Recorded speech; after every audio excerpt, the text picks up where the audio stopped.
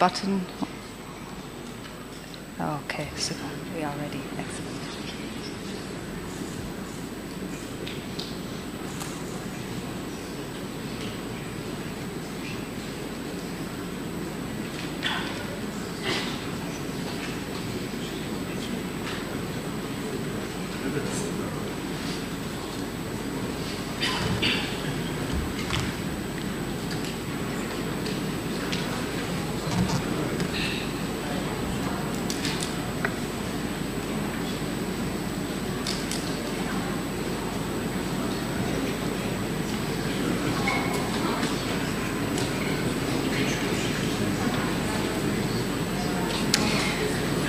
Ladies and gentlemen, let's begin. Your Excellency, Mr. President, distinguished guests, ladies and gentlemen, dear friends, welcome to Antalya Diplomacy Forum ADF Talks. It's a pleasure to be with you here for a third session, and it is a wonderful pleasure to be joined by the President of the Turkish Republic of Northern Cyprus, Ersin Tatar.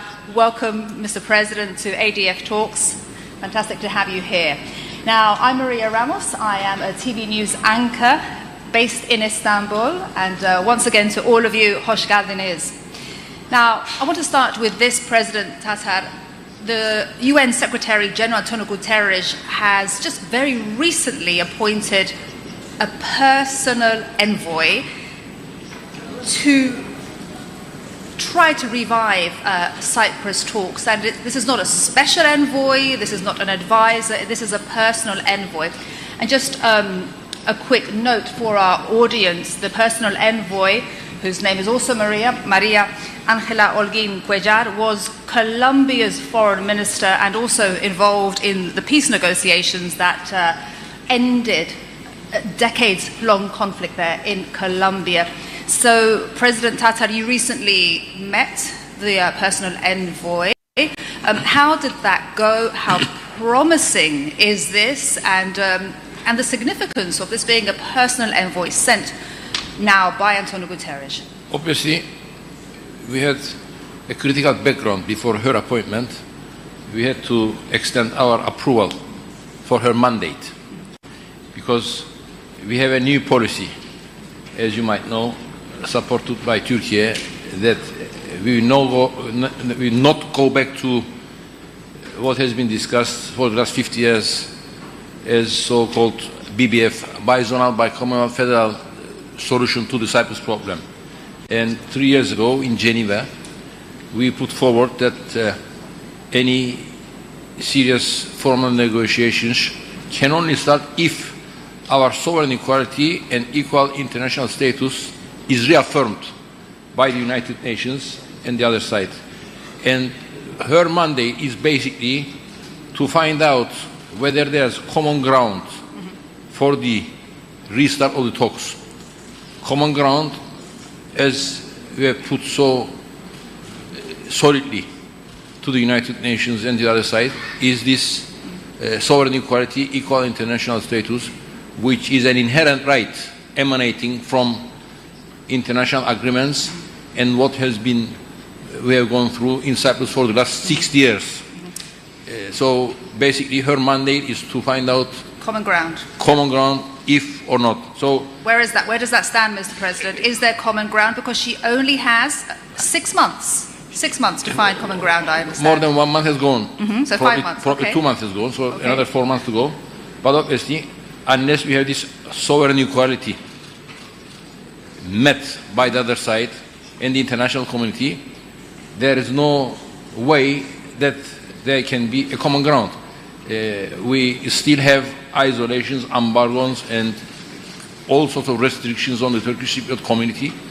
In other words, we can't have direct flights, we can't have direct trade, we can't even play a football game with a team even in Turkey. So it's embargoes on the international community, on the Turkish Cypriot side, and all sorts of things like, for example, if I were to meet a leader of any country, if I get an invitation, somehow they go there and make sure that they don't meet me, because even my meetings with the international community and leaders is under embargoes. It's absolutely unacceptable in this day and age, what they are doing to us. They are basically trying to stifle us, so that what they want to have the upper hand, as they have been having in the last since 1963, that the Turkish Cypriots will be imposed a solution. We will never accept an imposed solution, because very fortunately we have Republic of Turkey supporting us, and we are basically determined to have our sovereignty. In essence, it's a matter of sovereignty. I think I can elaborate that later on, because unless you have your sovereignty, you are deemed to be wiped out of history in years ahead, especially with the conditions we have in Cyprus in a European context.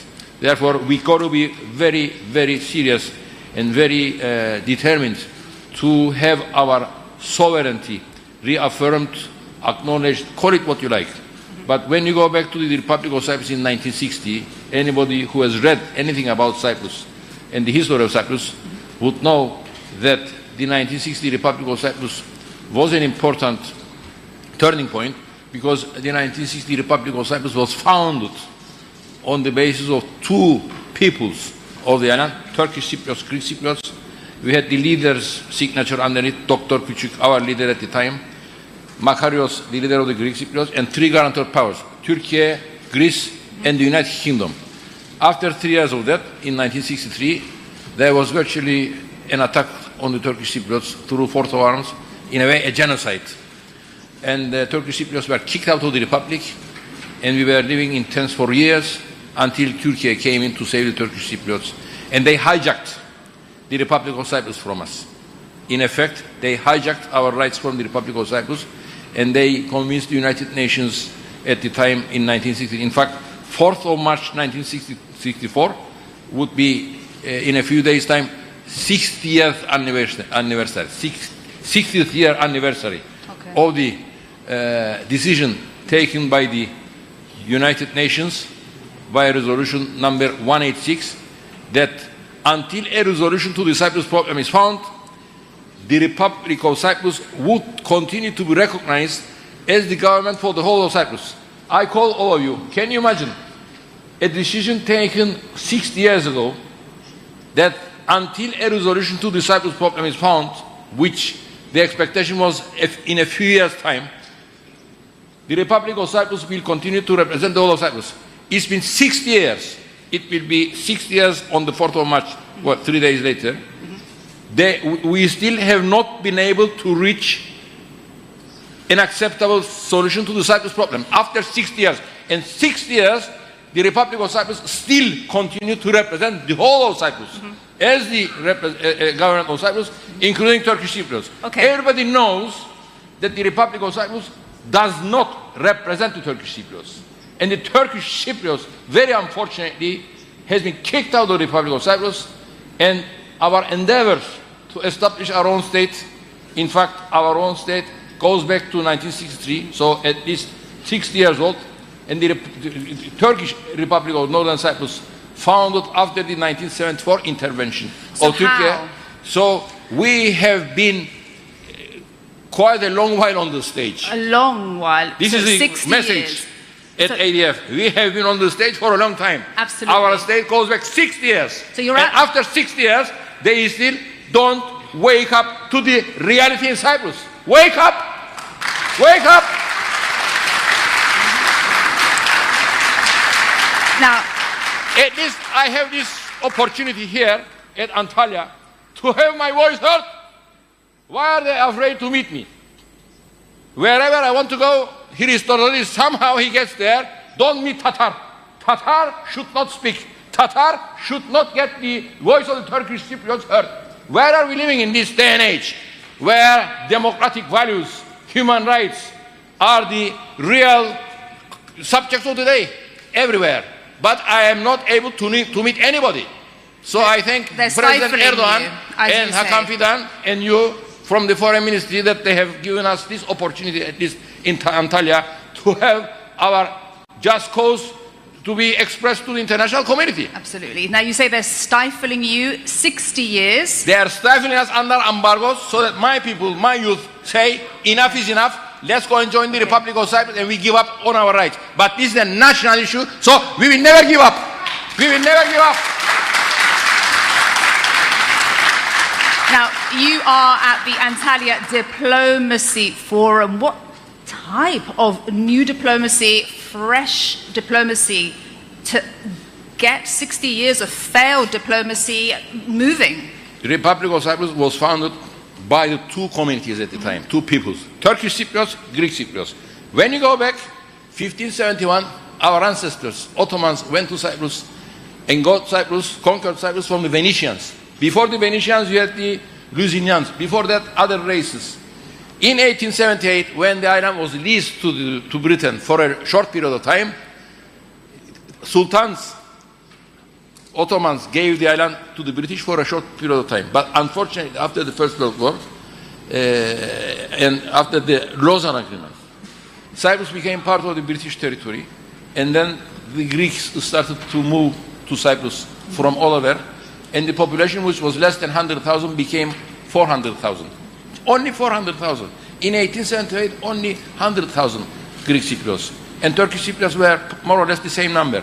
After 1878, a lot of Ottomans came back to Anatolia, and the population numbers gradually moved in their favor against us. But population is not a criteria.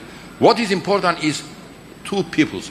You have Turkish Cypriots, you have Greek Cypriots, and we founded together the Republic of Cyprus. So we say, and our policy today is based on the concept that the Turkish Cypriots are as sovereign as Greek Cypriots. Our sovereignty rights is not less than Greek Cypriots. Why is it so hard to get those sovereignty rights for the Turkish Republic of Northern Cyprus to be recognized? Because only one country recognizes you, Turkey. Unfortunately, the United Nations Resolution 186, 60 years ago, recognized the Republic of Cyprus as the sole authority for the whole island. And after many negotiation processes to find a resolution to the problem, always the Greek Cypriots said no at the final moment. And a former Greek foreign minister called Rolantis, he said, we managed to fail every single one of them. 15 different United Nations proposals, settlement proposals, have all been failed because we managed to say no to all of them. Why but what do is they most keep known, saying no? What is Why? most known is the Annan Plan. Look, the Annan Plan. Favored by the Turkish Cypriots. 65% Turkish Cypriots yes to the plan. Greek Cypriots overwhelmingly 75% said no to the plan. And the international community, including the European Union, promised to the Turkish Cypriots, no matter what the Greek Cypriots would say yes to the plan. If you say yes, we will make sure that isolation and embargoes will be lifted on Turkish Cypriots. They failed us so miserably. But why? We said yes, they did not lift the program. What are the three main stumbling blocks for them to keep saying no? Greek Cypriots, they are now in the European Union. Look, after they said no to the plan, to Annan Plan, which was an expression, in fact, of our sovereignty. There was a referendum, simultaneous referendum in Cyprus, when we went to the polls to say yes or no to the plan, Turkish Cypriots and Greek Cypriots at the same time, simultaneously, and that was, in a way, acceptance of the international community that the Turkish Cypriots are as sovereign as Greek Cypriots. We said yes, they said no, and they were very unfortunately rewarded by taken into the European Union as a full member unilaterally. Look, they said no to the plan without consulting the guarantor power, Turkey, without consulting the co-founders of the Republic of Cyprus, Turkish Cypriots, who said yes to the plan. They were taken into the European Union.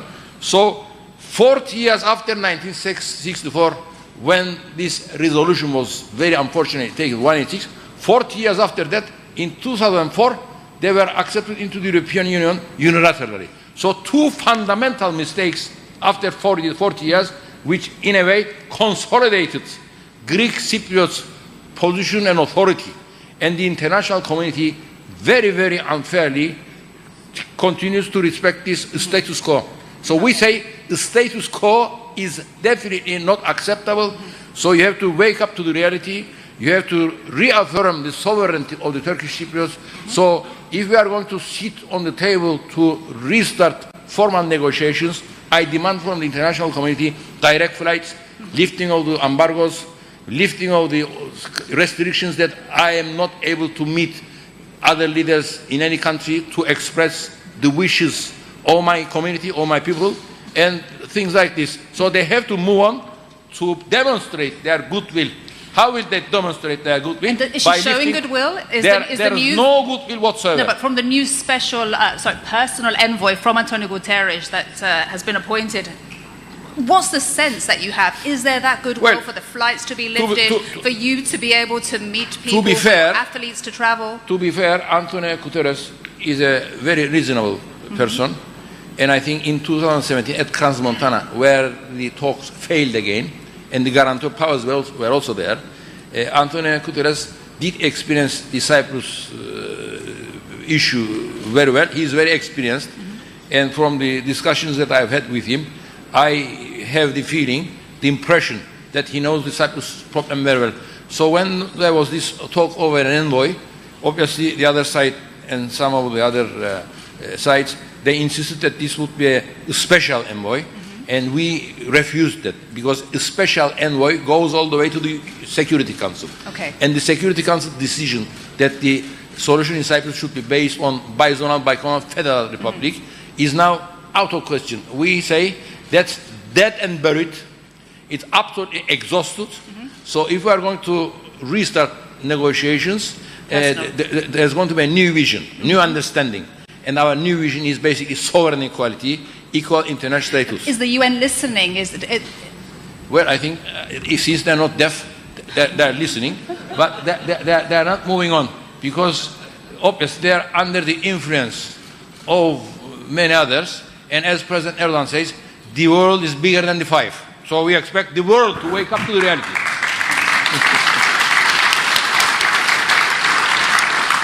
President Tatar, how much longer can you take this stifling? You can't meet leaders, your young people, what does it mean for them? Your athletes, no direct flights. Surely that common ground, something has to give after 60 years now. Well, I think something has to give, right? Prime Minister İnönü at the time said, President Denktaş used to call me, Turks are very patient people. When patience runs out, we restart our new patience. So we have been patient, we will continue patient. So we have learned... But 60 more years of patience? 60 more years, yes. We will never give up on our rights. We will never give up on our rights because the world has changed. Look at the Eastern Mediterranean, how things have changed. We always say about our blue seas, our airspace, Turkey, our motherland, is becoming more and more powerful in the region with her military new equipment and other facilities, and the whole geography has been gaining significance all over these years, including natural resources, including energy matters, including security matters. The whole area has been ignited. And with Azerbaijan, Turkish countries, and how important Eastern Mediterranean is for the transportation of fuel, oil, gas, natural resources all over, the significance of the Turkish Republic of Northern Cyprus has increased enormously over the years. So our quarrel for our independence, that the Turkish Cypriots deserve to have an independent state in the north of the island, has gained a lot of significance. Therefore, our hand has increased in strength. Will that lead to recognition, though? Because right now only one country sees you as president and only sees the Turkish Republic of Northern Cyprus as a country. Yes. Because, and as you're right, the hydrocarbons, the importance, the rising power of Turkey. But what are you doing to fight for that recognition? I know Turkey is backing that a lot. And now, of course, with the Organization of Turkic States, that you are an observer. Is this the beginning of more recognition? When you look at the values in the world, the values and how states get more consolidated, we have our own people with our own religion, language, culture, history, our fight for our independence. We have all the virtues that would, in a way, give us the credibility to own our own state and independence. We have our own land, we have our own borders, we have a democracy, we have full set of very credible institutions.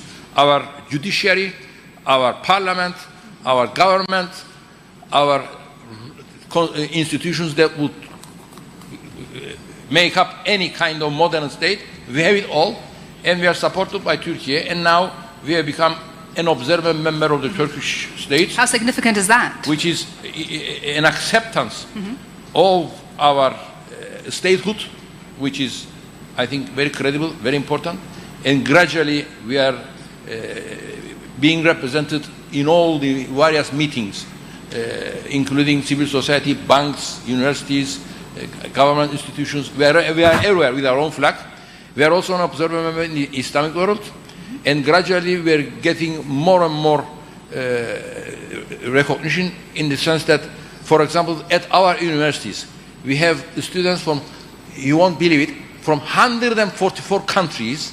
We have students at our universities. In fact, one of the kings who were at this conference yesterday, he has a lot of children, and he told me at least 2 of his children are graduated from our universities. Fantastic. Anyway, fantastic. Half joke, but it's true. He said 2 of his children have graduated from Turkish Cypriot universities, and I was very happy to hear this. Absolutely. Now, what is at stake, President Tatar, if there is no resumption of peace talks? Well, you know, because as you mentioned, also the hydrocarbons, the rising power of Turkey. If you don't get that recognition, well, obviously we will do our best for recognition, but we have been fighting for the last 60 years.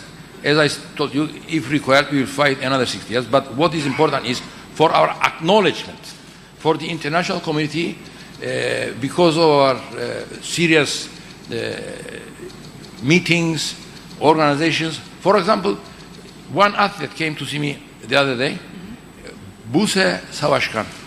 She jumped, high jump, 191, and she's now holder of the Turkish Republic. First record holder in Turkey. And now she's trying to go to the Olympics to represent us through the team of Turkey.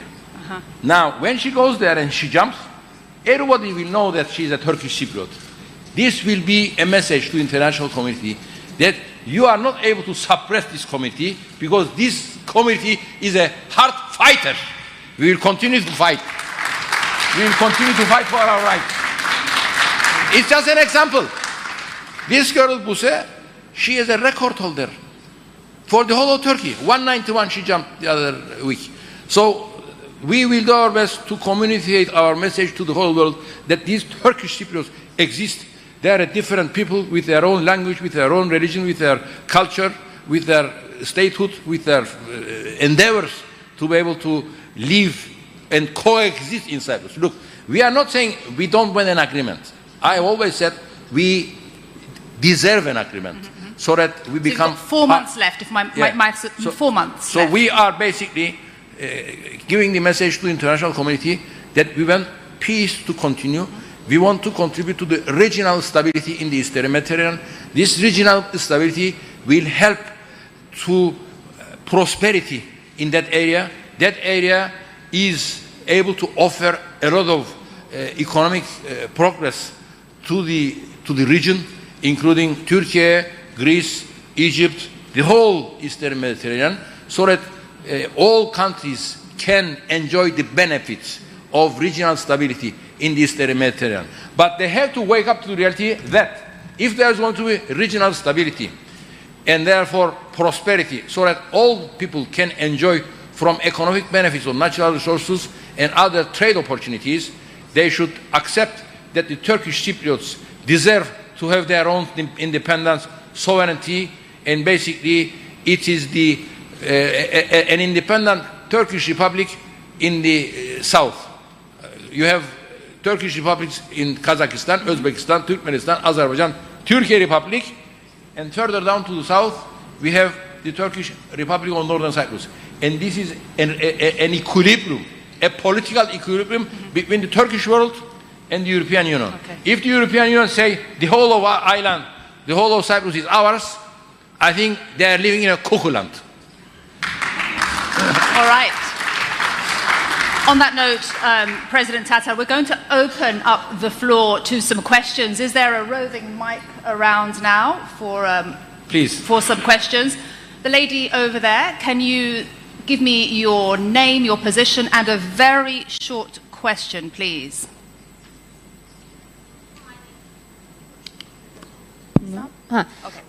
Hello, my name is Zeynep and I'm a student from Ankara. I want to ask that I know all the story about Cyprus, the Turkish Cyprus, and as a student, as a person who loves Cyprus and who loves the Turkish Cyprus, I want to tell the story all the people who don't know about the history of Cyprus, Turkish side. What can I do for that? Is there any recommendation that you can tell us, all the students, not just me? There is all students here to listen to you. We love the Northern Cyprus and we really sad about what's going on in the not fair behavior towards the Cyprus. What can you say about to us? Thank you, Zeynep. Well, to students, I would say that Cyprus is very important for Turkey.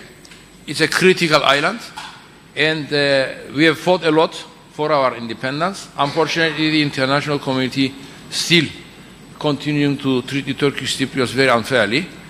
We deserve Turkey's support because Cyprus, in this day and age, with military and security aspects, is very critical to Turkey, and young Turkish people should study the Cyprus subject very well, and like your grandfathers and grandmothers who were shouting at meetings saying Cyprus will be Turkish and we will never let go Cyprus, you should, as young generation, have the same spirit to support the Turkish Cypriots, because Turkish Cypriots deserve to have their own independent state. That should be your mission. Thank you. Thank you so much for that question, Zeynep. Any other questions from the audience? Okay, we'll take one here in the front row from this gentleman. Your name, please, and your position.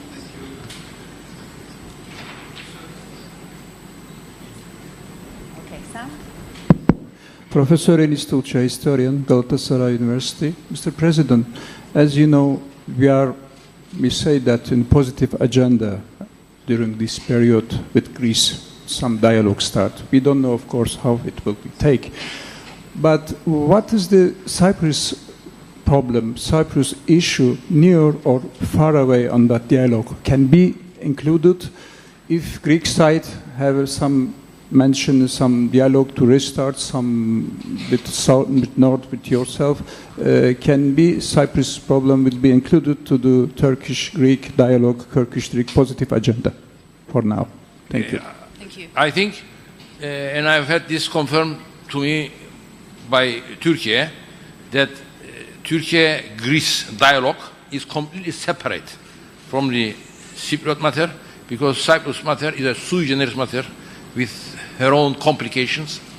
And basically, in fact, what we have been asking our Greek Cypriot friends and the international committee, including the United Nations, that they should re-acknowledge our sovereign equality and equal international status, is not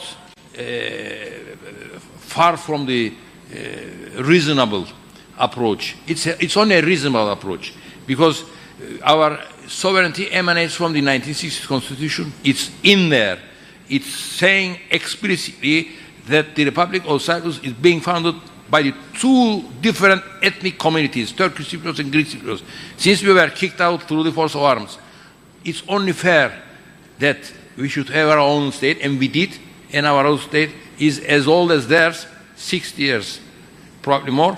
And if they reaffirm our sovereign equality, we will be able to renegotiate, but obviously the mandate would be not prejudged, so that what we say at the end of the day, any solution would be based on the cooperation of the two states. Look, after all these years, you cannot go back to single sovereignty, one state, especially within Europe, because the game that they're playing, which obviously we have waken up to, is that because they are in the European Union, and any solution that they are seeking is the North and the South together in a federal republic in the European Union, then the next move would be to ask Turkey, because Turkey is not a member of the European Union, you are a third country, you pull her troops back, Turkey will have to pull the troops which went there in 1974, and the guarantee right of Turkey, because they are apparently, according to them, outmoded, guarantee rights of Turkey will expire. This is something we will never accept. Our red borders and matters we will never give up is basically our independence, our sovereignty, our state, Turkish guarantee, and Turkish troops on the island for our security. Look at what happened in Gaza. After so many years, what we have been watching in Gaza, a genocide, is something which was unacceptable in this day and age. So any kind of internal conflict, like in Cyprus, can be, again, even in this day and age, be volatile. And we can have attacks, we can have military confrontation. Therefore, Turkish troops should continue to stay there. We have not had any bloodshed since 1974. For the last 50 years, we have had peace on the island for both Turkish Cypriots and Greek Cypriots, because we have had an element of the Turkish army in the north. So we will never give up on these rights. But unfortunately, the other side is playing for the European card, the north and the south together in Europe, and Turkey completely pulling out, which is absolutely unacceptable. Thank you so much. All right, we have time for just another question. Much. I am Hassan Turan, the head of Iraqi Turkmeni Front, and we visited Mr. President last year. Thank you. When I hear Mr. President, I imagine, or I thought, he is talking about what the Turkmen of Iraq is suffering from it. Yeah. Maybe it is very common views between us about our case. In my opinion, and when I visit the North Cyprus as a Turkish republic, I saw many important assemblies like president and ministries and the parliament, which is very important. I think the problem in many countries, especially what the Turkish community suffering of it, is kind of struggle of ethnic identity. They try the others accepting us if we left our ethnic identity, which is not acceptable at all from all of us in Turkey, in Iraq, in Syria, in north of Cyprus. So, and in many places, our rights is not given to us. In one case, they will give our rights if we left our ethnic identity, which is not acceptable. So my message for the new generation, please don't leave your hope.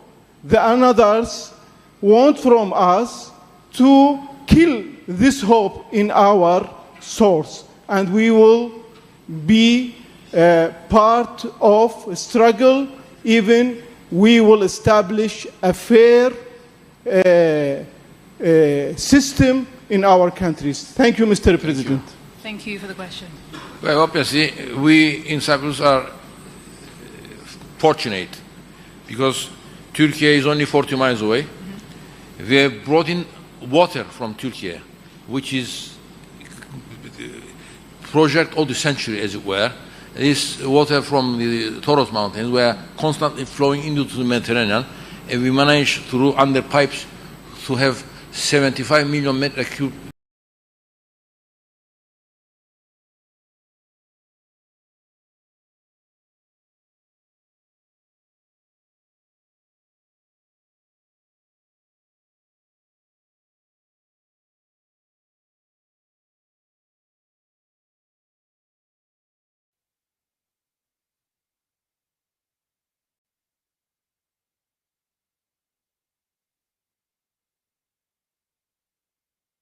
lost some of our students and our people also.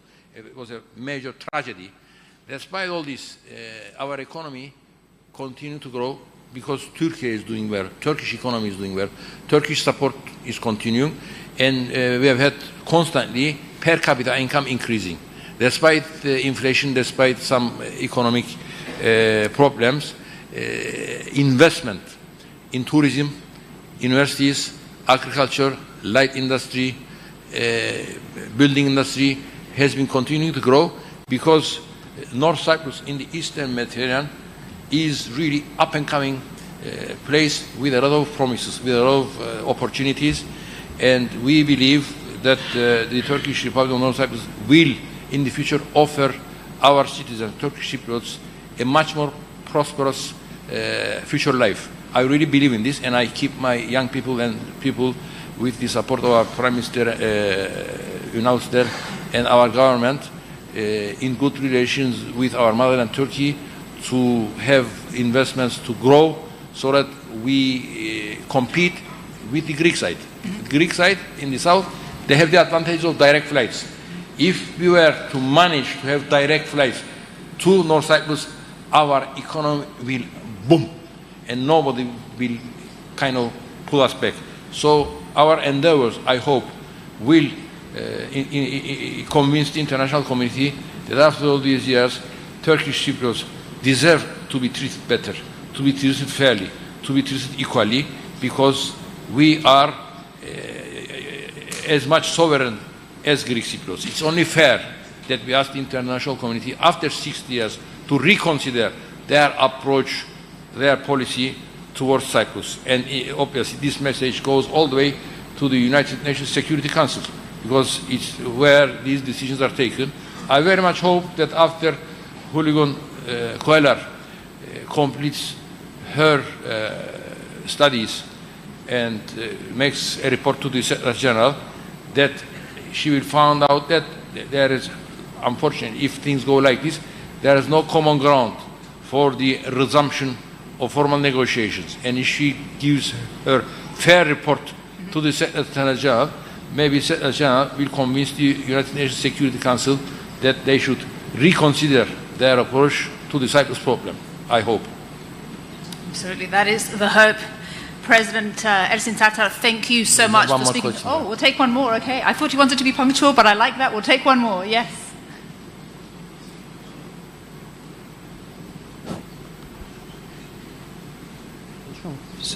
Thank you so much. My name is Abdurrahman Mikel from Haitit University, which is the capital city of Haitit Empire in the past, in Çorum. I would like to thank, first of all, Mr. President for his braveness and his loud voice. My question is about the membership of the Organization of the Turkic States. As you all mentioned about, now the Turkish Republic of the Northern Cyprus is an observer of the organization. Will we see Turkish Republic of Northern Cyprus in the next meeting as a membership of the organization? And my second question is, and when we will see Turkic states and Muslim states will accept as a state Turkish Republic of Northern Cyprus? In my opinion, as a Turk, we should start first accept as a state Turkish Republic of Northern Cyprus as a Turks, and Turkey starts to accept as a state the Turkish Republic of Northern Cyprus. So, and as I know that last month or before the last month, you met with the president of the Azerbaijan, with İlham Aliyev, and we saw the two flags together with Turkish Republic of Northern Cyprus and Azerbaijan. So when we will see these states will accept you as a state in the next future? Thank you. Turkey obviously has recognized the Turkish Republic of Northern Cyprus in 1983, so we have a serious relationship with Turkey, as we always appreciate. With Azerbaijan, our relationship has been improving, and İlham Aliyev has said that we will be invited to the next Turkish state meeting in Shusha, in Karabakh, and with the other Turkish republics we are increasing our relationship. What is significant is that over time, not only the Turkish states, not only the Islamic states, but other countries has been witnessing significant growth, significant consolidation of the Turkish Republic of Northern Cyprus. As I've said previously, with all our institutions, with our democracy, with our way of life, Turkish Cyprus has been able to demonstrate and have been able to extend the message to the international community that in Cyprus there are two peoples, two states, two authorities, independent, and therefore it's not possible at all to switch the clock back 6 years ago and try to unify these two authorities under one sovereignty. Therefore, with time, things, I hope, will be more clarified, and the international community will come to realize the real facts on the ground in Cyprus, which is basically a solution for coexistence, for peace, for regional stability, for prosperity, for growth, and for all to enjoy more opportunities and prosperity. That the only way for a just, fair and sustainable solution, a two-state solution. The Turkish Republic of Northern Cyprus should definitely be part of the international agreement in Cyprus. I'm saying this to the students who are students of modern diplomacy, that if we are going to be a just, fair and sustainable settlement in Cyprus, the Turkish Cypriot state in the north, the independent state, should be part of the settlement plan. Whereas the Greek Cypriots, what are they playing is the Republic of Cyprus will be the main denominator of the agreement, and Turkish Cypriots as a community just to be part of it. We don't accept to be part of it as a community. We want to be part of the agreement as a state. That's why I say a two-state solution. I hope this will be realized.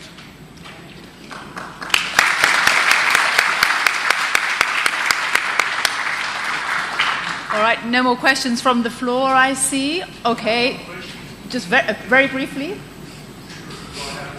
Yes. Is it on? It is, obviously. Well, I personally thank you for your great presentation, I would say, for your great speech. I'm wondering if you have, as a state, any project, any plan of having this contact with media outlets so that they come and they create some footages to show to the world that everything is quite perfect. Actually, in Northern Cyprus, you as a state, you have the domestic sovereignty. So perhaps, do you know BBC Hard Talk? I was invited to go on the Hard Talk, like I was going to talk hard to the whole European Union and Britain. He was very excited. He heard about me and he extended his invitation. Last minute he rang me, sorry, I'm not able to invite you. Why?